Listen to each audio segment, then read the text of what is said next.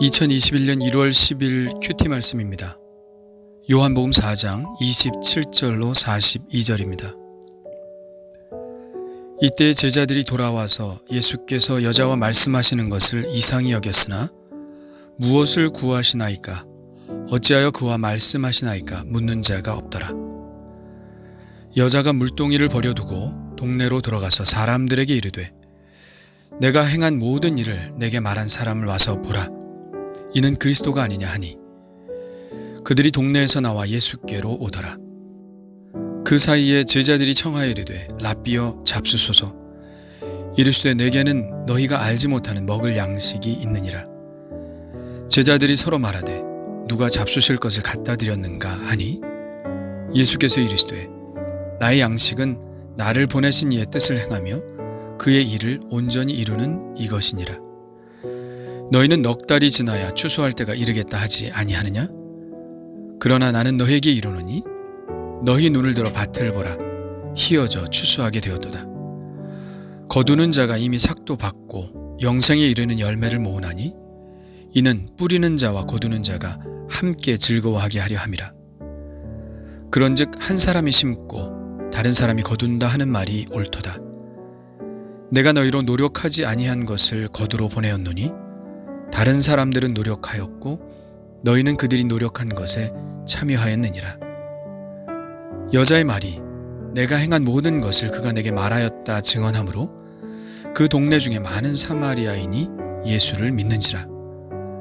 사마리아인들이 예수께 와서 자기들과 함께 유하시기를 청하니 거기서 이틀을 유하심에 예수의 말씀으로 말미암아 믿는 자가 더욱 많아 그 여자에게 말하되 이제 우리가 믿는 것은 내 말로 인함이 아니니 이는 우리가 친히 듣고 그가 참으로 세상의 구주신 줄 알미라 하였더라. 아멘. 사마리아 여자와 예수님과의 대화가 거의 결론이 맺어질 즈음 동네에 먹을 것을 구하러 갔던 제자들이 돌아옵니다. 그들은 예수님이 한 여인과 대화를 하고 있는 모습을 보고 이상히 여겼습니다. 이게 뭐 그렇게 이상한 일인가 하겠지만 이 여인도 유대인 남자가 자기에게 말을 걸어오는 것을 이상히 여겼던 것과 같이 유대인과 사마리아인은 대화 자체를 하지 말아야 했기 때문입니다.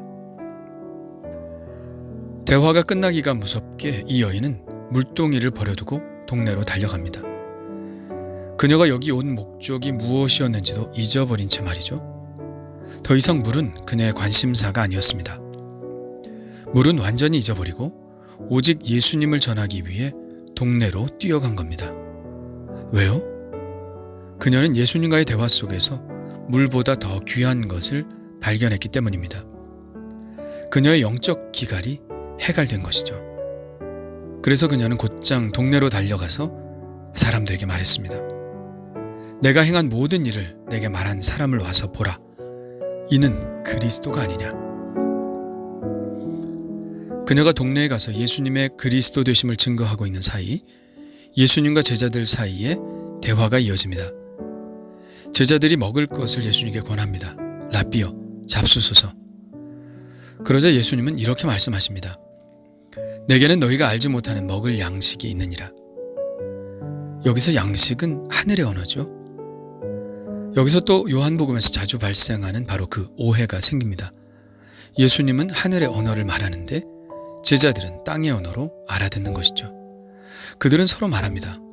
누가 잡수실 것을 갖다 드렸는가? 그러자 예수님은 양식이라는 단어를 이용하여 당신이 하고 싶으셨던 이야기를 꺼내십니다. 혹시 예수님이 계속 이런 식의 대화를 하고 계신다는 것을 발견하셨나요? 바로 지금 주변에 있는 것을 화두로 하늘의 진리를 깨우치고 계시는 예수님의 대화 방식을요. 우물가에서는 물이라는 단어를 던지시고 영원히 목마르지 않을 영생에 대해 이야기하셨고 지금은 제자들이 꺼낸 먹을 것, 즉 양식이라는 단어를 던지시고 하늘의 양식에 대한 이야기를 들려주시는 것이죠. 그렇다면 예수님께서 말씀하신 그 양식은 무엇을 비유한 말일까요? 34절입니다. 예수께서 이르시되 나의 양식은 나를 보내신 이의 뜻을 행하며 그의 일을 온전히 이루는 이것이니라. 양식의 기능은 뭐죠? 물은 목마름을 해결하는 것이라면 양식은 배고픔을 해결하는 것입니다. 둘 다 인간의 가장 기본적인 결핍과 만족을 이야기하고 있는 것이죠. 사람이 양식을 먹으면 배가 부르고 더 이상 먹을 것을 요구하지 않는 상태가 됩니다. 이것을 우리는 만족이라고 말합니다. 그러면 예수님을 만족하게 하는 것이 무엇이라는 것입니까? 바로 하나님의 뜻을 행하며 하나님의 일을 이루는 것, 그것이 예수님을 만족해 하는 일이라는 것입니다. 그 일을 다 이루기까지는 여전히 배가 고픈 것이죠. 그러면 그 하나님의 일은 또 무엇인가요? 예수님의 말씀을 계속 볼까요? 너희는 넉 달이 지나야 추수할 때가 이르겠다 하지 아니하느냐? 그러나 나는 너희에게 이르노니 너희 눈을 들어 밭을 보라. 희어져 추수하게 되었도다. 하나님의 일은 추수입니다. 추수는 두 가지 의미를 가지고 있죠. 말세의 말 하나님의 심판이라는 뜻도 있고요. 두 번째는 선교라는 뜻을 가지고 있습니다. 하나님의 심판과 선교는 사실 다른 이야기인 것 같지만 같은 이야기죠. 지금의 선교가 세상의 끝에 일어날 하나님의 심판으로 이어지는 것이니까요. 이 말씀 속에서 우리는 예수님이 이 땅에 오신 목적이 무엇이었는지 분명하게 알게 됩니다. 바로 선교죠. 좀 더 읽어볼까요? 36절입니다. 거두는 자가 이미 삭도 받고 영생에 이르는 열매를 모으나니 이는 뿌리는 자와 거두는 자가 함께 즐거워하게 하려 함이라. 그런즉 한 사람이 심고 다른 사람이 거둔다 하는 말이 옳도다. 이 말씀 속에는 두 사람이 등장합니다. 하나는 심는 자, 또 하나는 거두는 자입니다. 거두는 자는 누구일까요? 말할 것도 없이 예수님이시죠. 거두는 자가 이미 삭도 받고 영생에 이르는 열매를 모으나니, 예수님은 지금 영생을 선물로 받을 이들, 즉 열매를 거두기 시작하셨습니다. 그렇다면 심는 자는 누구일까요? 바로 하나님이시죠. 우리는 흔히 예수님은 복음의 씨를 뿌리러 오신 분이고 우리들은 열매를 거두는 자라고 생각하고 있습니다. 그러나 예수님 이전부터 씨를 뿌려 오신 분이 계시죠. 바로 하나님 아버지이십니다. 하나님은 예수님을 이 땅에 보내시되 뿌리러 보내신 것이 아니라 거두러 보내신 것입니다. 이미 희어져 추수하게 되었다고 말씀하시지 않습니까? 그러니까 사실 시간이 없죠.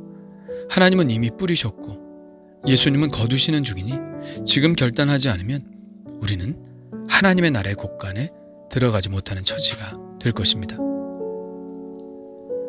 하나님은 이미 뿌리셨고 복음은 거두는 작업입니다. 그러므로 복음은 급박성을 요구하는 질문이죠.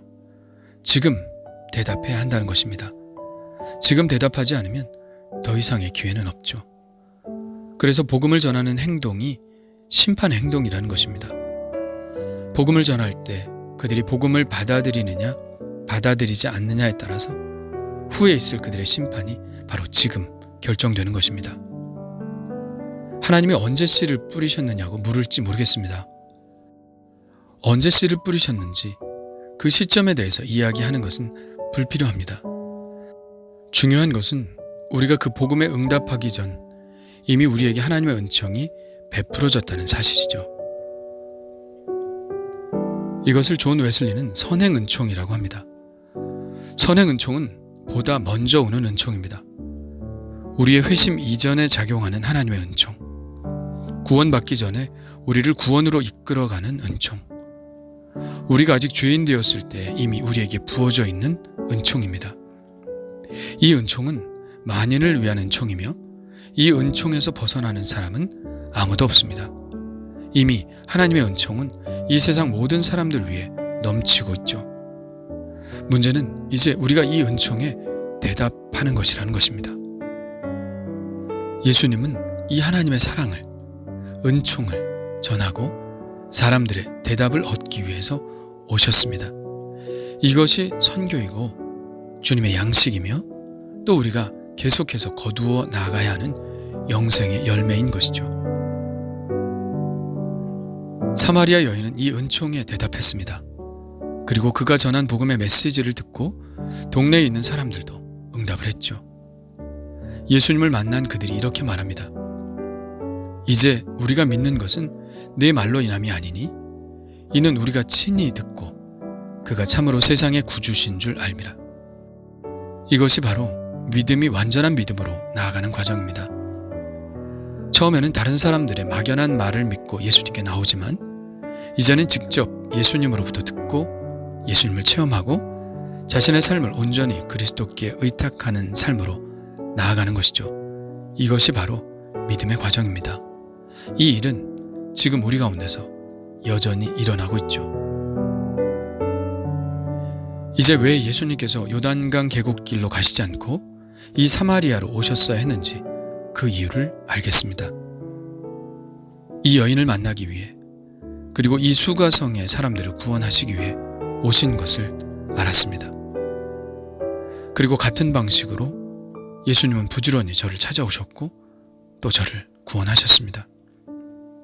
그리고 저도 누군가의 삶에 보내심을 받겠죠. 부디 저를 통해서 이런 일이 일어나기를 원합니다. 저를 통해 영생에 이르는 열매를 모으시기를 원하며 그것이 또한 저의 양식이 되기를 원합니다. 주님 감사합니다. 저를 위해 사마리아까지 찾아오신 주님께 감사드립니다. 막연한 믿음으로 시작하였지만 이제는 주님이 제 안에 계심을 믿습니다. 영생이신 주님, 주님의 생명이 제 안에 있음을 믿고 또 그 생명 안에 살아가도록 저를 격려하여 주실 줄 믿습니다. 추수할 때가 이르렀다는 말씀 꼭 기억하게 하시고 영생에 이르는 열매를 거두어 뿌리신 하나님께 기쁨을 드리는 삶을 살게 하여 주옵소서. 예수님의 이름으로 기도합니다. 아멘.